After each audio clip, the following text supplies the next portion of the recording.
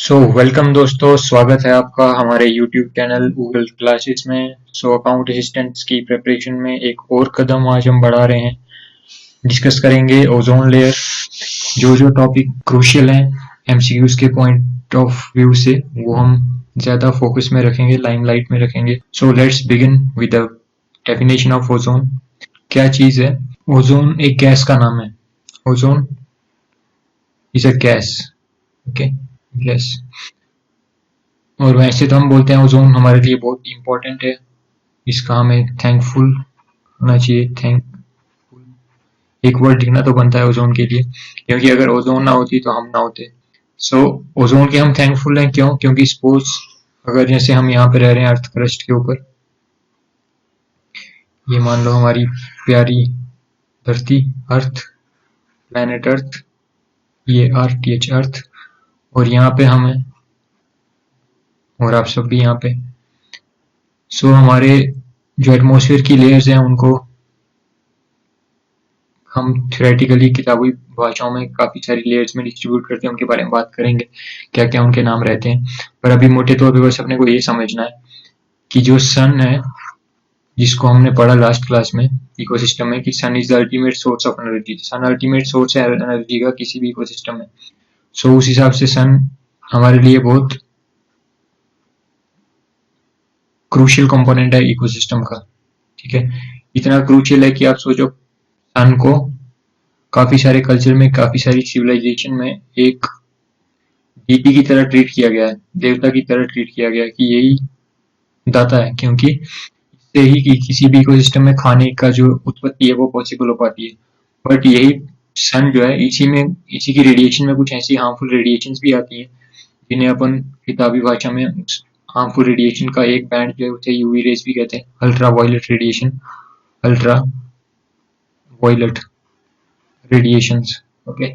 ये UV rays जो है, ये भी कहाँ से आती हैं? यूवी रेज सन से आती हैं, और ये इतनी हार्मफुल है कि अगर ये एक्सपोज करो सन से डायरेक्ट हम पे पहुंच गए, ये रेडिएशन हम पे अगर इंसिडेंट हो जाते हैं, हमें लीथल डेडली डिजीजेस हो सकती हैं। मतलब ये हमारे लिए क्या है? लीथल है। लीथल बोले तो जानलेवा है, ठीक है। कैसे जानलेवा है? आपको मैं बस एक डिजीज का नाम बताऊंगा, आप बोलोगे तौबा तौबा, इतनी खतरनाक। सपोज मैं कहता हूँ, अगर ये किसी ह्यूमन बीइंग पे या किसी भी एनिमल के बॉडी पे पड़ती है, इंसिडेंट होती है, उसे स्किन कैंसर होगा। मतलब इतनी इनकी जो डैमेज है वो हमें हो सकती है, तो स्किन कैंसर इनके कारण हो सकता है, ठीक। इवन कैटरेक्ट की प्रॉब्लम हो सकती है। कैटरेक्ट समझिए आप, जैसे आईज का चैप्टर शायद अपने कोर्स में नहीं है, तो उसमें आप डिफेक्ट ऑफ विजन में देखते हो, एक डिफेक्ट आता है डिफेक्ट्स ऑफ विजन में, मतलब आंखों में जो डिफेक्ट होते हैं उनमें मायोपिया, हाइपरमेट्रोपिया, तो उसी में एक डिफेक्ट कैटरेक्ट का भी होता है। कैटरेक्ट अपन हिंदी में बोलते हैं मोतिया। इसका कोई फॉगी सा लेंस रहता है, हमारा जो आई लेंस होता है बिल्कुल ऐसे व्हाइटिश व्हाइटिश हो जाता है, फॉगी सा, तो उसे कैटरेक्ट बोलते हैं। एक्चुअल में देखा जाए तो अभी तक मेडिकल साइंस में कैटरेक्ट का कोई ठोस सोल्यूशन पॉसिबल भी नहीं हो पाया।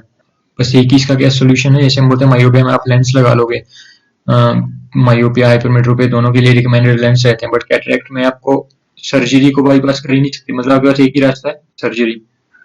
आपको लेंस लगा के कोई इसको समाधान नहीं कर सकते, सर्जरी, ठीक है। और आई लेंस जो आपको पता है इतने इजीली अवेलेबल भी नहीं होते कि आप हर किसी को सर्जरी का जो ऑप्शन है वो बंदा अवेल कर पाए, पेशेंट अवेल कर पाए। कैटरेक्ट जैसी भयंकर बीमारियां, स्किन डिजीज जैसी भयंकर बीमारियां जो है वो यूवी रे से हो सकती हैं। और ये जो ओजोन लेयर है, ये हमें बचाती है इस यूवी रेडिएशन से। अब कैसे बचाती है उसको डिस्कस करते हैं। जो यूवी रेज रहती हैं, मैं आपको अर्थ के सरफेस के ऊपर बारे में थोड़ा बता देता हूँ। ये सपोज करो सी लेवल है, सी लेवल, ओके, या फिर आप समझ लो कि ये धरती है हमारी, अर्थ का सरफेस है, बट टेक्निकली यहाँ पे सी लेवल वैलिड रहेगा, क्योंकि मैं जो आपको लेयर्स बता रहा हूँ एटमॉस्फेयर की, वो हम सी लेवल के रिस्पेक्ट में ही बताते हैं, कि धरती से आप लगभग अलग अलग मतलब डाटा मिलेगा आपको, पर मैंने एवरेज डाटा जो लगभग हर बुक में जो रेंज बताई जाती है वो बताते हैं कि सी लेवल से अप टू 10 किलोमीटर। वैसे तो वो बैंड बताते हैं कि 10 to 18 किलोमीटर, बट मैं जस्ट आपको कम से कम डाटा याद रखना पड़े, इसलिए मैं आपको यही सिंपल फॉर्म में एवरेज वैल्यू करके बता रहा हूँ कि मान लो धरती से आप अगर 10 किलोमीटर ऊपर तक जाते हो तो उस लेयर को हम बोलते हैं troposphere. Tropo SpHERE sphere. So इससे ऊपर आप आओगे तो इसके ऊपर होती है स्ट्रेटोस्फीयर। स्ट्रेटोस्फीयर इसके ऊपर भी होती है, मैं उनके नाम आपको नहीं बता रहा क्योंकि मैं चाहता हूँ कि आपके जो माइंड में है बिल्कुल लिमिटेड डाटा ही जाए, ताकि आपको कंफ्यूज होने के लिए कुछ ऑप्शन ही ना मिले। वहां पे आपको 2 लेयर याद रखनी है कि सी लेवल से 10 किलोमीटर ऊपर ट्रोपोस्फेयर और 10 से लगभग 50 किलोमीटर ऊपर 50 किलोमीटर 10 से 50 किलोमीटर के बीच में स्ट्रेटोस्फेयर होती है। और ऑफ कोर्स सन के यहाँ स्पेस में आप प्लेस कर सकते हो। सन की जो रेडिएशन आती है वो जब स्ट्रेटोस्फेयर में इंसिडेंट होती है तो स्ट्रेटोस्फेयर में जो गैस होती है O3, ये मेजर पार्ट जो इसका मेजर क्वांटिटी मेजर पोर्शन जो है ओजोन लेयर, ये O3 मींस ओजोन, ठीक है। इसको ओजोन, जैसे ऑक्सीजन गैस का फॉर्मूला हम बोलते हैं O2 ऑक्सीजन जो हम इनहेल करते हैं, तो वैसे O3 ओजोन गैस है ये भी। ओके, सो ये जो ओजोन गैस है कहाँ पाई जाती है, जैसे हम बोलते हैं O2 कहाँ पाई जाती है, हमारे ट्रोपोस्फेयर में जहाँ पे हम रह रहे हैं जीवन, तो यहाँ पे ज्यादातर पार्ट जो है O2 का वो यहाँ पे मिलता है, ठीक है। और O3 का ओजोन का जो मेजर पोर्शन है वो आपको स्ट्रेटोस्फीयर में मिलेगा। हालांकि कुछ माइन्यूट अमाउंट इसका ट्रोपोस्फीयर में भी मिलता है, बट मेजर पार्ट आपको एग्जाम परस्पेक्टिव से एक ही बात याद रखनी है कि अगर क्वेश्चन आया एमसीक्यूज में कि कहाँ मिलती है ओजोन लेयर, तो स्ट्रेटोस्फीयर में मिलती है, स्ट्रेटोस्फीयर में ओजोन गैस मिलती है मेजोरिटी पार्ट इसका। या फिर आप एग्जाम के साथ सोचो सारी की सारी ओजोन यहीं पे मिलती है मान लो, ठीक है। But to be very precise कुछ पार्ट ट्रोपोस्फीयर में टेक्निकल लैंग्वेज में अगर हम बात करें तो मिलता है। तो अब होता क्या है कि जब सन रेडिएशन, जिसमें हम बोल रहे हैं कि हमें बचाना किससे, इसने यूवी रे से, तो जब O3 के ऊपर ओजोन गैस के ऊपर अल्ट्रावायलेट रेडिएशन इंसिडेंट होती है, ये ओजोन गैस का कोई मॉलिक्यूल एक्सपोज करो, उसके ऊपर यूवी रेडिएशन इंसिडेंट हुई, तो ये ब्रेक करता है किसमें, O2 प्लस नेसेंट ऑक्सीजन। एक मॉलिक्यूल होगा गैस का जो कि हमारे लिए ऑफकोर्स जीवनदायी ऑक्सीजन गैस है हमारे लिए, तो ये किसी भी तरह से हार्मफुल नहीं है। और एक नेसेंट ऑक्सीजन बनेगा, मतलब अकेला ऑक्सीजन आइटम जो है वो प्रोड्यूस हो जाएगा, ठीक है। तो ये जो यूवी रेडिएशन थी ये यहीं पे खप गई, यहीं पे यूज हो गई, यूटिलाइज हो गई, नीचे पहुंची नहीं। क्यों? क्योंकि इसने जितनी एनर्जी थी वो सारी यहीं पे खत्म कर दी अपनी। किस चीज में खत्म कर दी? ओजोन को तोड़ने में। और तोड़ के क्या बनाया? एक ऐसी गैस जो हमारे लिए बिल्कुल भी हार्मफुल नहीं है, वो हमारे लिए वरदानी गैस है, ऑक्सीजन गैस है, ठीक है। वो आप बोलोगे ऐसे तो जितनी ओजोन है वो सारी की सारी यूवी रेडिएशन, सन के पास तो कोई कमी नहीं है अल्ट्रावायलेट रेडिएशन की, तो डालता ही जाएगा और एक टाइम ऐसा आएगा कि सारी ओजोन खत्म हो जाएगी। तो फिर इस हिसाब से तो ओजोन खत्म हो जानी चाहिए थी। सो एक्चुअल में ऐसा नहीं है। मीनवाइल सेम टाइम पे एक और चीज चल रही होती है, क्या होगी देखो। एक्चुअल में आप सिंपल सोच के देखो, ऐसे मान लो आपने ये मान लो इसको पानी की बाल्टी मान लो, इसको पानी का बकेट है, ठीक है, ऐसे, और आपने उसको धूप में गर्म करने के लिए रखा हुआ है। ये धूप आई ऊपर से और पानी गर्म हो रहा है।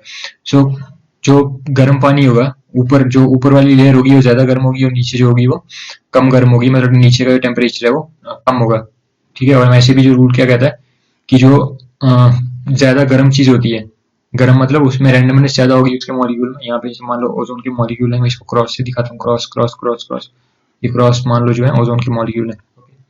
तो जो मॉलिक्यूल ज्यादा गर्म होंगे वो रैंडमाइज होने के कारण उनकी जो स्पॉन्टेनिटी होगी, जो मतलब पागलपन होगा उनमें, वो ज्यादा होगा और ऊपर की तरफ उठ के आएंगे, और जो ठंडे होंगे वो नीचे रहेंगे, समझे। तो होता क्या है कि जैसे जैसे ये यूवी रेडिएशन ऊपर जो लेयर होती है, क्योंकि वो सन के ज्यादा क्लोज कांटेक्ट में है, तो वो उसका टेम्परेचर जो होगा हाई होगा। जैसे मैं समझने के लिहाज से आपको बता देता हूँ, मान लो यहाँ पे मैं लिखता हूँ टेम्परेचर और यहाँ उसके नीचे लिखता हूँ H, हाई टेम्परेचर है, ठीक है। अब हुआ क्या, ओजोन 3 O3 2T O2 बना और ये बन गया ऑक्सीजन गैस नेसेंट, और ये, ठीक है। सो अब क्या होगा देखो, ट्रोपोस्फीयर में होने वाला ऑक्सीजन है और स्ट्रेटोस्फीयर में ज्यादा पार्ट जो है O3 का है, और ऑफ कोर्स यहाँ से O3 नहीं है क्योंकि ये टूट रही है, तो यहाँ पे O2 भी है। सो यहाँ पे दोबारा से इसी स्पेस में जहाँ पे थोड़ा कम टेम्परेचर होगा, तो वहां पे दोबारा से O2 जो है वो क्लब हो जाएगा किसके साथ, ये जो अकेला ऑक्सीजन है उसके साथ, और दोबारा से बना देगा क्या, O3 गैस। ओके, ये ऐसा चलता ही रहता है, मतलब समझो कि ये भी हो रहा है और ये उल्टी डायरेक्शन में ये रिएक्शन भी हो रही है, ये भी टूट रहे हैं इसमें और ये भी टूट रहे हैं इसमें। अल्ट्रावायलेट इसको तोड़ रही है और ये दोबारा जुड़ जा रहे हैं, ये फिर तोड़ रही है फिर जुड़ जा रहे हैं। मतलब ये ऐसा समझ लो कि एक तरह से चक्रव्यूह में फंसा दिया अल्ट्रावायलेट रेडिएशन को। अल्ट्रावायलेट रेडिएशन को इतना बिजी कर दिया कि वो नीचे आ ही नहीं पा रही, ठीक है, वो इसी को तोड़ते जा रही है और ये टूट के फिर दोबारा मिल जा रहे हैं, समझ रहे, ये टूट के फिर दोबारा यही बन जा रहा है, ये फिर तोड़ के ये फिर बन जाता है, फिर तोड़ के फिर बन जाता है। सो ये कहानी चलती रहती है, चलती रहती है, चलती रहती है, और इससे हमारी जो अल्ट्रावायलेट रेडिएशन है जो कि हार्मफुल है हमारे लिए, वो नीचे आ ही नहीं पाती है, मतलब इसको यहीं पे रोक के रख लिया, ठीक है। सो अब एक और बात डिस्कस करते हैं इसमें नेक्स्ट, कि ठीक है सब कुछ अच्छा चल रहा है, सो अच्छा है, चलने दो जो कुछ चल रहा है, तो हमें इसको पढ़ने की क्या जरूरत है, कुछ फिक्र करने की बात है क्या? सो हाँ, बहुत एक अलार्मिंग सिचुएशन साइंटिस्ट ने लगभग 1970 से ही दुनिया को बताना शुरू कर दिया था कि जो उनके कैमरा स्पेस में अवेलेबल थे, जो सैटेलाइट्स इमेजेस आ रही थी, तो उससे क्लियरली ये देखने में आ रहा था कि जो ओजोन की लेयर है अर्थ के, जैसे अर्थ हम बोलते हैं कि स्फेरिकल शेप की होती है, हालांकि होती नहीं है स्फेरिकल, ये स्फीरॉइड शेप होता है, तो ये इसके बाहर मान लो ये ओजोन लेयर है, वो 3 लेयर है, तो ऐसा नहीं है कि जैसे इंडिया है तो इंडिया के ऊपर ही होती होगा, पूरे ग्लोब के आसपास ही एक्चुअल में ओजोन की जो परत है वो पाई जाती है। अब ऐसा भी नहीं है कि एक ऐसी ही थिकनेस है सब जगह, जैसे मान लो ये ओजोन लेयर है तो कुछ थिकनेस होगी इसकी, मैं समझ रहा, कुछ मॉलिक्यूल होंगे तो कुछ जगह घेरेंगे, तो आप उस जगह की अगर मेजरमेंट करो तो आप बोल सकते हो कुछ थिकनेस है इसकी ओजोन की, तो ये अर्थ होगी, और ये जो मैं दिखा रहा हूँ ये जो है ये जिसको मैं कट कर रहा हूँ, शेडेड कर रहा हूँ, ये मान लो ओजोन लेयर है, ठीक है। तो ये यूनिफॉर्मली ही डिस्ट्रीब्यूटेड है एक्चुअल में, यूनिफॉर्मली मतलब कि अगर अवेलेबिलिटी के हिसाब से बात करें तो हाँ ये पूरी जगह अवेलेबल है। और 1970 से साइंटिस्ट ने क्या देखा कि जो ये थिकनेस है इसकी, कुछ कुछ जगह पे ये वेरी करती है, कुछ जगह पे ज्यादा है, कुछ जगह कम है, वो डिपेंड करता है कि कितने लॉन्गिट्यूड कितने लैटिट्यूड पे हमारी ओजोन की जो आप क्वांटिटी है वो मेजर कर रहे हो, वहाँ का टेम्परेचर कैसा है, बाकी जो इन्वायरमेंट कंडीशन है, फिजिकल कंडीशन है वो कैसी है उस जगह की, उसके हिसाब से थिकनेस जो है, ये डेंसिटी आप बोल दो ओजोन गैस की, वो कम ज्यादा हो सकती है। बट अलार्मिंग क्या था इस स्टोरी में या इस ऑब्जर्वेशन में? तो अलार्मिंग बात ये थी कि कोई कोई जगह ऐसी थी, जैसे उनने अंटार्कटिका में बोल दो इसे देखा कि ओजोन लेयर की जो गैस, ओजोन गैस की जो लेयर है वो बिल्कुल ही वैनिश सी हो चुकी है, मतलब वहां पे एक बिल्कुल ही वॉइड क्रिएट हो चुका है। सो जो थिकनेस है वो बिल्कुल माइन्यूट सी बची है, आप यहाँ बोल सकते हो कि ओजोन लेयर जो है खत्म हो चुकी है, इसी को नाम दिया गया ओजोन होल का। Ozone hole, hole means ozone में जो है सुराख हो चुका था। सो ओजोन होल को लेकर के साइंटिस्ट ने जब कम्युनिटी को बताया तो काफी समिट्स हुए इसके ऊपर, इसमें आपको क्या याद रखना है, ये कुछ डाटा है जो आपको एमसीक्यूज के हिसाब से याद रखना है। एक तो आपको डेट याद रखनी है 1987 में, मैंने बताया 1970 से ही कन्वेंशंस या फिर कॉन्फ्रेंसेस होनी शुरू हो चुकी थी ओजोन गैस को लेकर के। सो 1987 में, 1985 में एक्चुअल में वीना कन्वेंशन एक हुआ 1985 में। सो उसका ड्राफ्ट सारी प्रोसेसिंग करते, सो 1987 में जाकर के मॉन्ट्रियल प्रोटोकॉल साइन किया गया, ठीक, ये आपको नाम याद रखना है, मॉन्ट्रियल प्रोटोकॉल। और इसमें कुछ ऐसे स्टेप्स बताए गए कि हम क्या क्या चीजें करेंगे ताकि हम ओजोन लेयर की जो डिप्लीशन है, जो इसको नुकसान हो रहा है, उसको हम कंट्रोल कर पाए। और ये कौन सी एजेंसी है, इंटरनेशनल एजेंसी जिसने ये प्रोटोकॉल साइन करवाया, वो थी United Nation Environment Programme, UNEP की फुल फॉर्म आपको पूछ सकते हैं, सो आपको ये याद रहनी चाहिए, इन्वायरमेंट प्रोग्राम है यूनाइटेड नेशंस का। और ये एक एग्रीमेंट साइन किया गया था मॉन्ट्रियल प्रोटोकॉल में, जिसमें पर्पस क्या था, सीएफसी को फ्रीज करना, किस लेवल तक फ्रीज करना, जो 1986 का लेवल है बस उसी पे स्टॉप कर देना, इससे ज्यादा सीएफसी ना हो। अब ये सीएफसी क्या चीज है, इसके ऊपर मैं अभी डिस्कशन करूंगा। तो देखो, हमने अभी डिस्कस किया कि ओजोन होल हो गया, बट क्यों हो गया ओजोन होल, ये अभी डिस्कस करेंगे। अभी हमने क्या देखा इससे पहले, ओजोन लेयर कैसे बनती है, वो कैसे वो यूवी रे को रोक करके रखती है, कंट्रोल करके रखती है। अब हम देखेंगे कि ये अगर ये हम बोल रहे हैं कि ओजोन लेयर जो है कंट्रोल करती है यूवी रेडिएशन को, तो फिर ये होल कैसे बन गया, इसके ऊपर बात करते हैं। सो कुछ ओजोन डिप्लीटिंग सब्सटेंसेस हैं हमारे इन्वायरमेंट में, जो इसमें मेजर पार्ट जो है वो एक्चुअल में मैन मेड रीजन से ही आता है। ओडीएस आपको फुल फॉर्म इसकी भी याद रहनी चाहिए, ozone depleting substances. Okay. Ozone depleting substances मतलब कुछ ऐसे सब्सटेंस जो ओजोन लेयर को डिप्लीट करते हैं, खत्म करते हैं। उसमें से आपको ये याद रखना है CFC। ठीक, CFC क्या होता है? Fluoro, F for fluoro, then last C जो है कार्बन। ठीक है, और एक छोटा सा H लगा देते तो आगे कार्बन। इसका मीनिंग बताता हूँ। फ्लोरो मतलब क्लोरीन गैस, फ्लोरो मीन्स क्लोरीन गैस और कार्बन मीन्स कार्बन।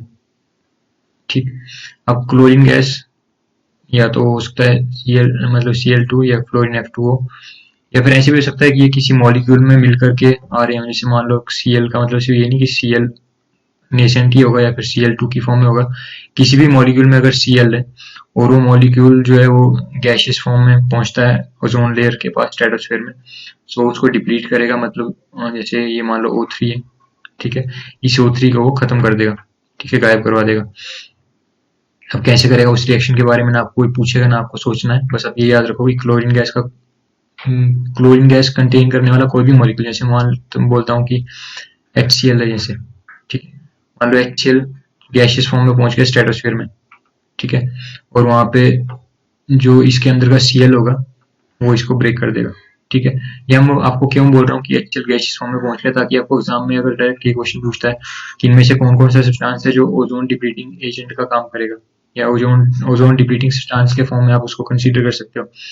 तो मान लो वहां पे आपको कोई ऐसा मॉलिक्यूल दिखता है, जैसे मान लो क्लोरोफॉर्म बोलते हैं अगर आपको, ठीक है, तो मैं आपको यहाँ लिखता हूँ CHCl3, मान लो एक मॉलिक्यूल दे दिया मैंने आपको, और बोलेंगे कि क्या ये ओजोन को डिप्लीट करेगा, तो आपको ये नहीं सोचना कि इसमें तो CH भी है और क्लोरीन भी है, तो हमें तो बोला गया था कि क्लोरो होना चाहिए, मीन्स क्लोरीन ही होना चाहिए। नहीं, क्लोरीन है, और अगर किसी और के साथ जुड़ करके भी है वो, तब भी वो सोच चुके चलो आप कि वो ओजोन को डिप्लीट करेगा। तो MCQs में आपको ध्यान देना है, कोई ऐसा मॉलिक्यूल अगर देते हैं जिसमें क्लोरीन है तो उसको आपको लगाना है एज एन ODS।